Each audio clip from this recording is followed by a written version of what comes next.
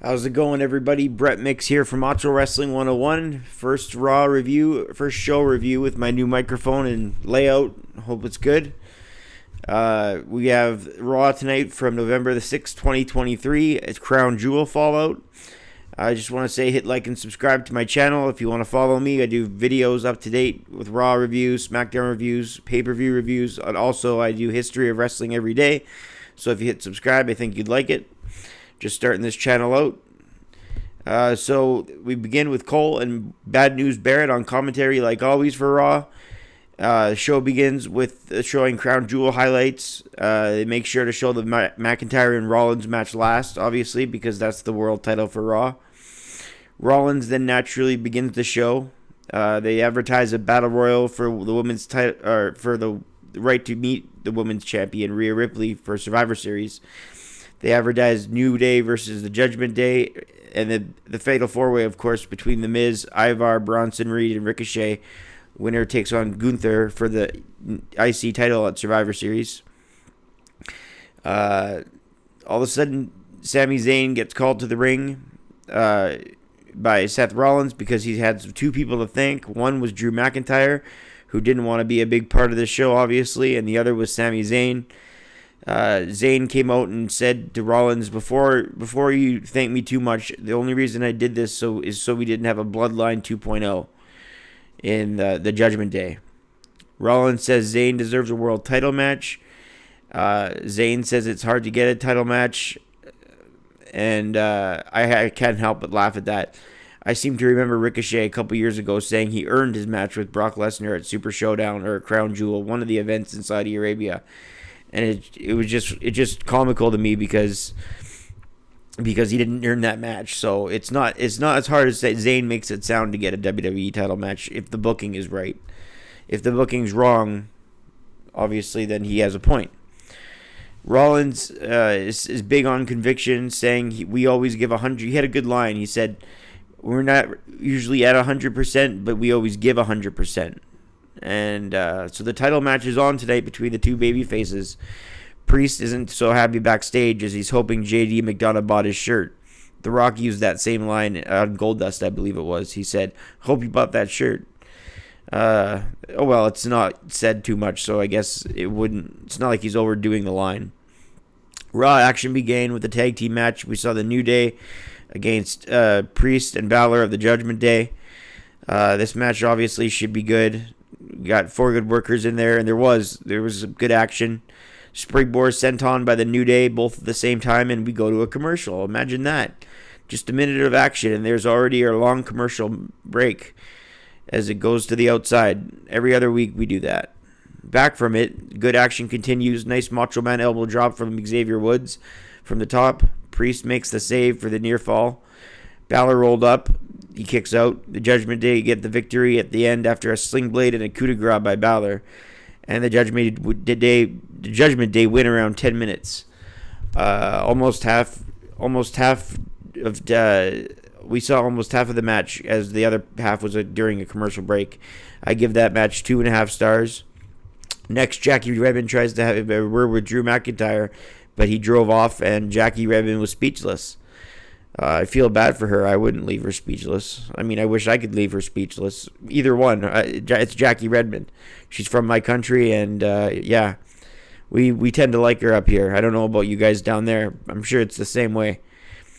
Shinsuke Nakamura comes out for his match with Akira Tozawa.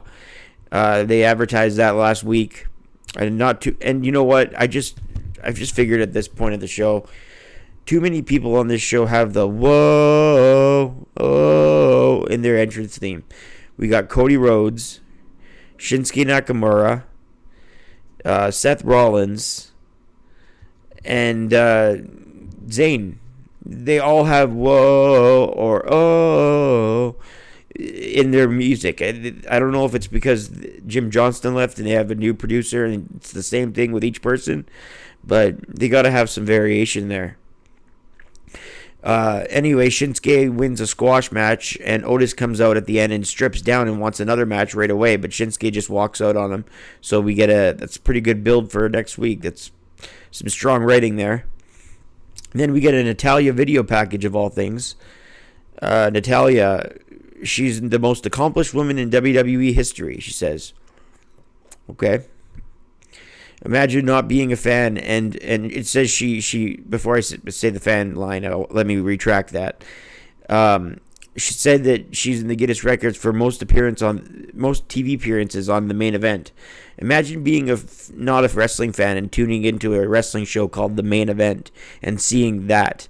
Not so much Natalya. I don't want to be hard on the girl, but imagine seeing the matches they put out on Main Event. No one specifically I'm attacking. I'm just saying the matches and you're not a wrestling fan and you think this is a main event.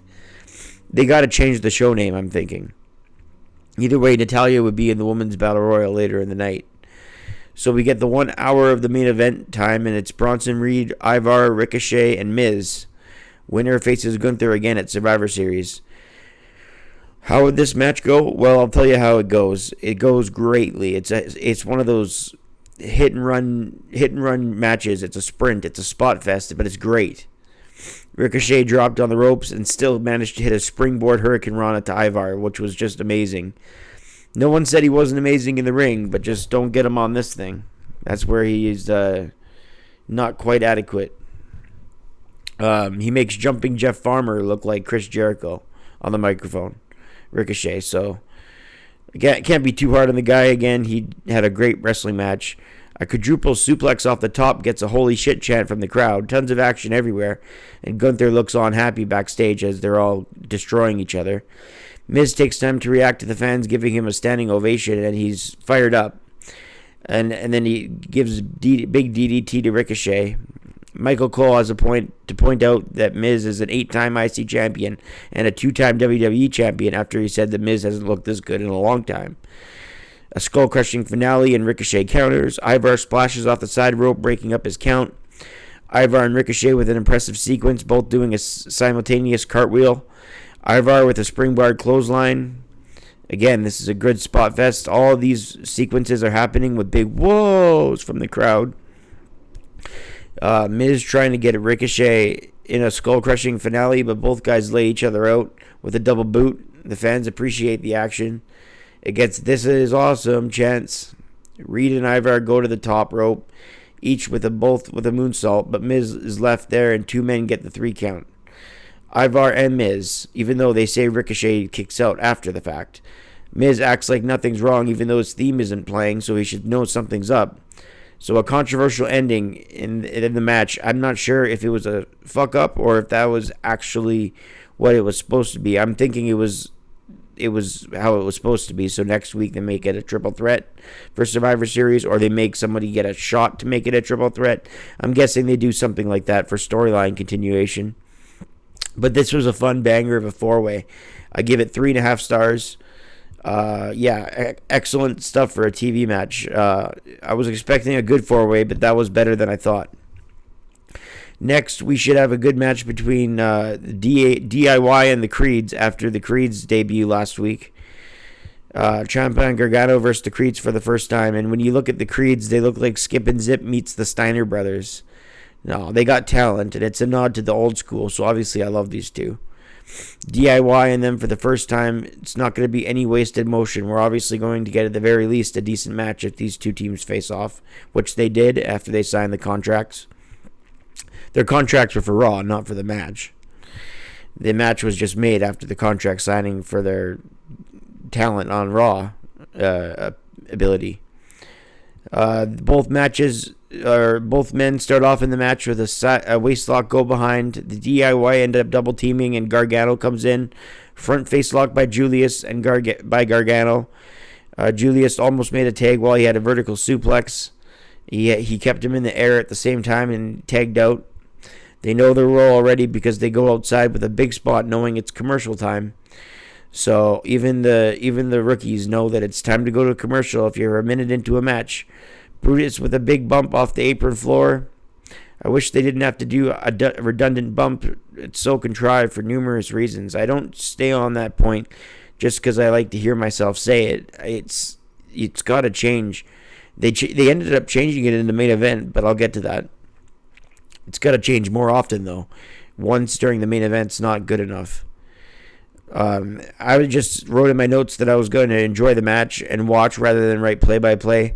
But as I say that, the Creeds hit a double moonsault to Johnny Wrestling. Ciampa cleaned out, and the Creeds go for the Brutus ball, but Ciampa guided him to the outside. Gargano with a huge move to Julius Creed, and Ciampa with a running knee. Tommaso Ciampa hits a face-first inverted powerbomb and gets Julius Creed. And Julius Creed almost went down for the pinfall, I should say. Then Kaiser from Imperium with a high kick to Gargano, and the Creeds hit the Brutus ball, and the Creeds get their second victory in as many weeks at 9:15. The Creeds go 2-0 on Raw, while Imperium was the reason for the DIY loss, keeping them looking strong. I give the match 2 stars and 3/4. If it was any longer, it would be a higher rating. Women's Battle Royal begins, but Becky Lynch is taken out by Xia Li. Because the Mon couldn't lose, they need the reason for the Mon to look weak. So Xia Li is taken out also so she doesn't look weak. As Adam Pearce directs her to the back, he said, "You want to do this? You have to go to the back." Adam Pearce was really on his ball tonight, which you like to see. He even did a before the 4-way. He did this video explaining why each of the 4 men were contenders for the IC title, for the match where the IC title would be defended at Survivor Series. I thought more stuff like that, more innovative shit like that will get people like me being happy, reviewers of the show being happy. So they're introducing these ladies one by one so the commercial doesn't interrupt the match. Baszler, Stark get televised entrances, so does Tegan Nox. I always find it compelling who they give little things like this to. So Nikki Cross is still lucid yet catonic standing in the middle of the ring. She recognizes the ladies around her, but she stares like Linda McMahon at WrestleMania 17, as if she's sedated. Not the part where she kicks Vince McMahon in the balls, but the part where she's sedated. We got the fact that she was sedated when Nia Jax eliminated her with another lady, and Cross was out but still staring at everyone near the barricade. We get it, WWE, we get it. And then they even had Michael Cole a minute or two later into the Battle Royal say, "She's still staring." We get that's the case, Michael. We get that Nikki Cross is still in a catatonic state. Tegan and Maxine were eliminated. Jax with the elimination of Maxine. Not Tegan. Sorry, Tegan was with Maxine. Maxine eliminated somebody else, but Jax took the elimination of Maxine. So we're done in the Battle Royals where they take time to try and eliminate people in the whenever. It never works that way. They always spend time. You know what I mean. You guys know what I'm talking about. The Battle Royal spot where they all try and eliminate the people in the corner and they try and throw them over the ropes that way. It never works that way. So why try it?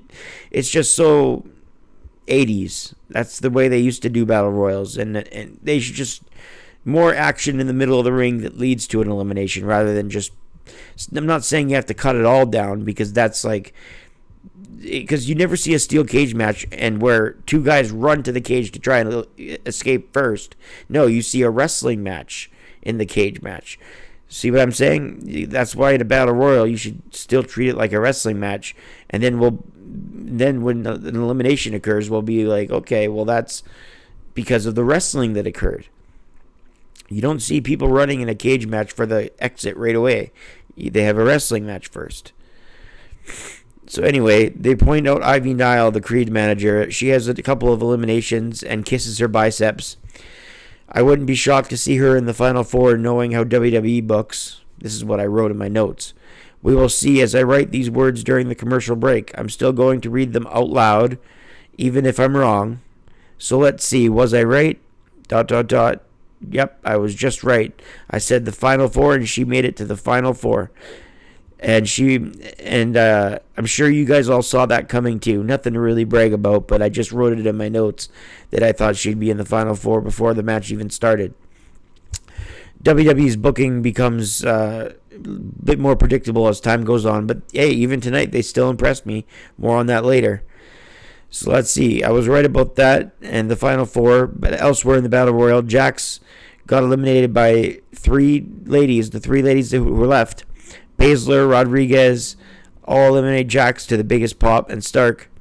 Then Baszler and Stark go at it just after Rodriguez was eliminated. and it's the last two. Shayna Baszler had the Karafuda clutch on Zoe Stark, but Stark held on to the ropes, and then Zoe Stark hit her with 2 thrust kicks and a DDT on the apron. Baszler is out of there. They always go with the newer lady at a time like this. Shayna really deserved better booking, but I guess it's a mulligan for her that she was a runner-up. Anyway, the Battle Royal gets a star in 3/4.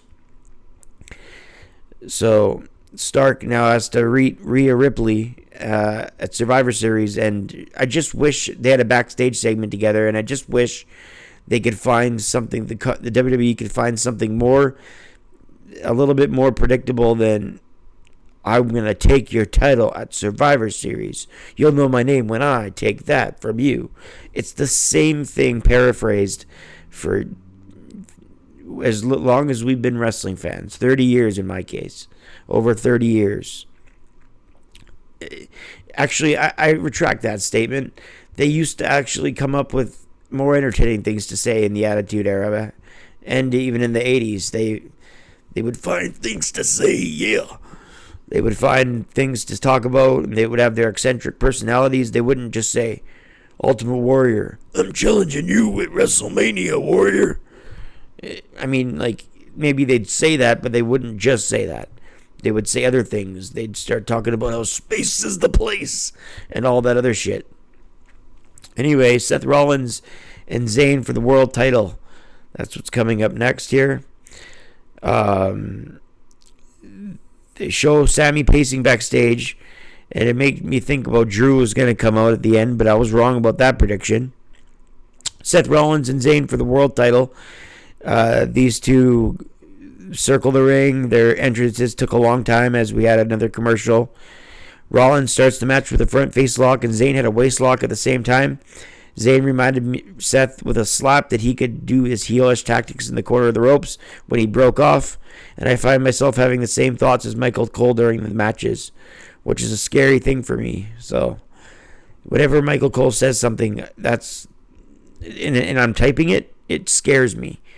And it's not because it's close and it's freaky how it's close. It's because it's Michael Cole. That's why it scares me.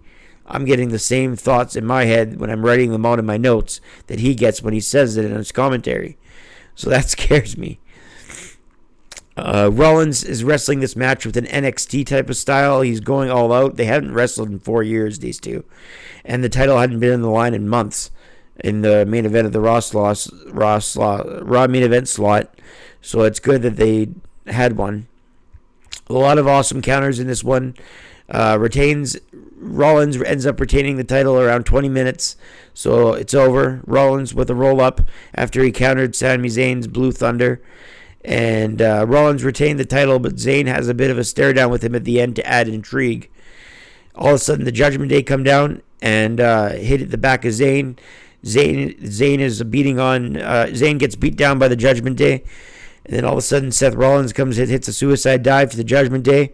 Then Jay and Cody come running out, and this is the first time they've been on the show. So it was a big deal. And there's carnage everywhere. But first, let me say the main event match. I give it 3.5 stars, 3.5 stars, just like the 4-way. Great match, no doubt.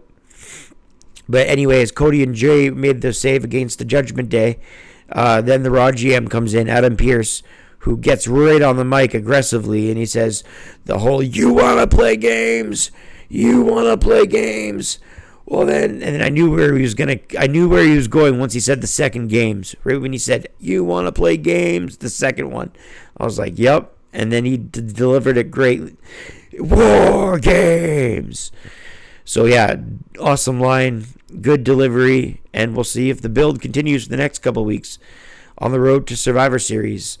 So Raw with 2 3.5-star matches and some pretty good stuff in between. I give the show a 6.5 out of 10. That's how the shows have been lingering for me as of late. So 6.5 out of 10 I feel is fair. And we'll see how SmackDown does this Friday night after Crown Jewel. We'll see what's next for Roman Reigns and LA Knight this Friday night. So be sure to stick around. Be sure to subscribe and like my channel. Macho Wrestling 101. We do the reviews every day on the history of wrestling and reviews like this, so I hope you appreciate it. First time with the microphone in my hand on this new layout for Raw, so thank you guys for being a part of it. I'm Brett Mix. And I'm out. Thanks.